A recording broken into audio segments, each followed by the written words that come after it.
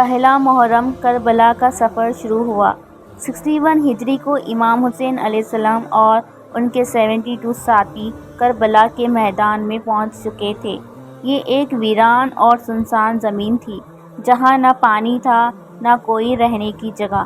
امام حسین علیہ السلام نے اپنے اہل بیت کے ساتھ قیام کیا۔ عمر بن سعد کی فوج بھی وہاں آ گئی تھی۔ امام نے پہلے امن اور صلح کی بات کی، لیکن یزید کی حکومت صرف سر تسلیم قائم کروانا چاہتی تھی۔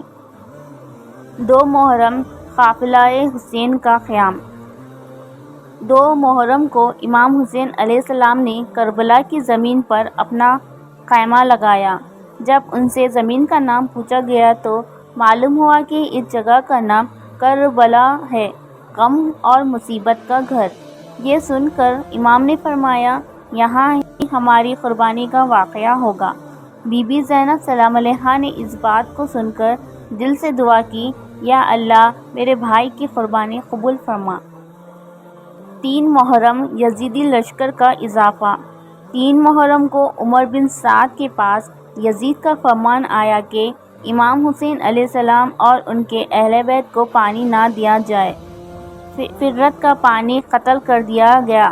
اب پانی صرف یزید کے لشکر کے پاس تھا۔ یہ وہ دن تھا جب بی بی سکینہ سلام علیہا نے کہا، بابا مجھے پیاس لگی ہے۔ امام حسین علیہ السلام کا دل ٹوٹ گیا، لیکن ان کے پاس پانی نہیں تھا۔ 4 محرم ظلم کا آغاز۔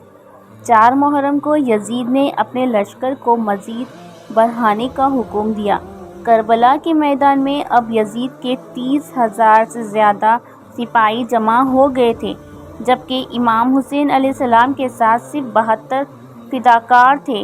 عمر بن سعد نے اپنی فوج کو تیار رہنے کا حکم دیا۔ امام حسین علیہ السلام نے ان سب کے باوجود امن اور سمجھوتے کی آخری کوشش کی۔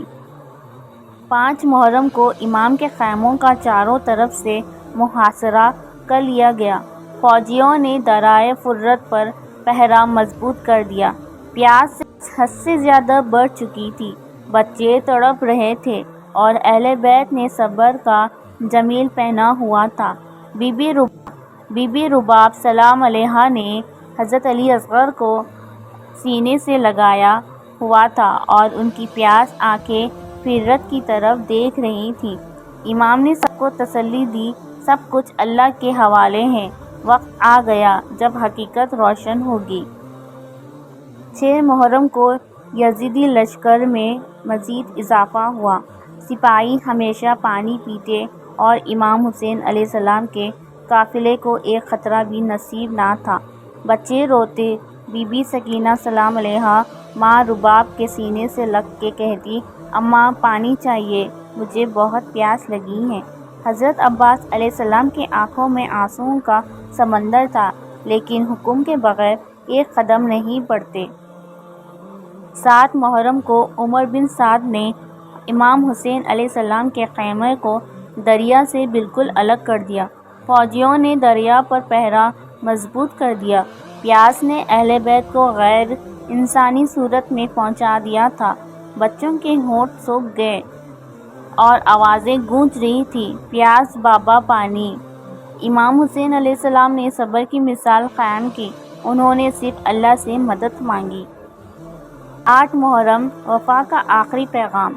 8 محرم کو کچھ لوگوں نے امام سے گزارش کی کہ آپ یزید کی بیعت کر کے جان بچائیے، لیکن امام نے فرمایا، میں ذلت کے ساتھ زندہ نہیں رہ سکتا۔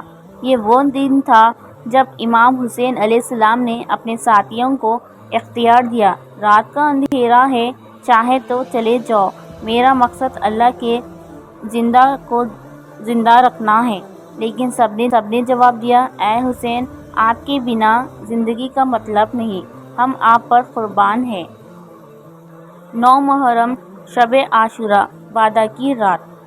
9 محرم کو دشمن نے جنگ کا اعلان کر دیا، لیکن امام نے ایک رات کی مہلت مانگی تاکہ عبادت کر سکیں۔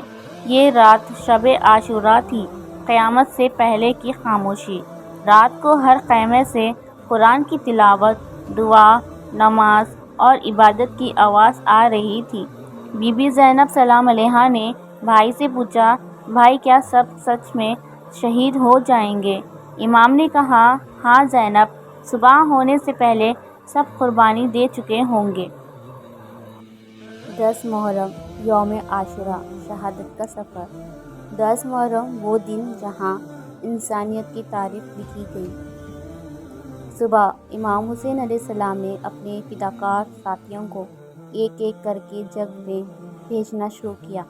ہر ایک نے جان دی لیکن امام کو اکیلا نہ چھوڑا۔ حضرت علی اکبر علیہ السلام جوانی کا نور جب جنگ میں گئے تو امام نے ان کو رخصت کرتے ہوئے کہا، جاؤ میرے لال، تیرے جانے کے بعد بابا زندہ نہیں۔ حضرت علی اصغر علیہ السلام 6 مہینے کا معصوم جب پیاس کے بلک رہے تھے تو امام نے ان کو ہاتھوں پہ اٹھا کر کہا، اگر مجھے قتل کرنا ہے تو اس معصوم کو تو پانی دے دو، لیکن جواباً ایک تیر علی اصغر کے گلے کو چیر گیا۔ امام نے خون زمین پر گرا دیا اور کہا، اے اللہ، اس قربانی کو قبول فرما۔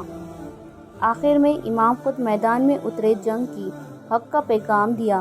جب وہ زمین پر گر گئے تو دشمن نے ان کا سر تن سے جدا کر دیا۔ امام حسین علیہ السلام کا سر نیزے پر اچھایا گیا لیکن ان کا پیغام سدا کے لیے امر ہو گیا۔